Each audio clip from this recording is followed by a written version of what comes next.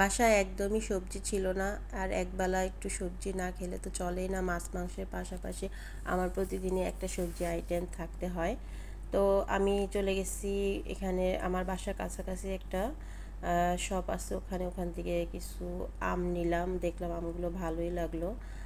আর হচ্ছে এই যে টমেটো নিছি, অল্প করে নিছি, অত বেশি নেই নাই, কারণ বেশি নিলে আবার ভার হয়ে যাবে, যেহেতু আমি একাই গেছি তাই অল্প করে আনছি।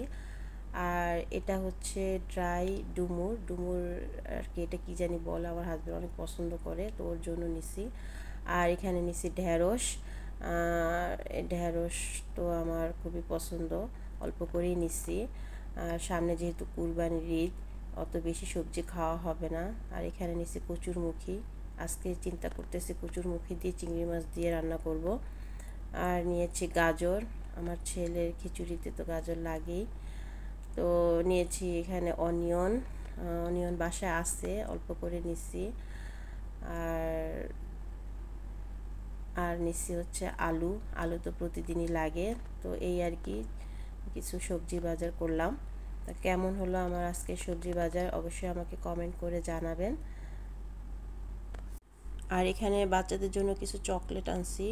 চকলেট আমার বাচ্চারা অনেক পছন্দ করে, তো আমি মার্কেট থেকে এগুলো নিয়ে আসছি আজকে।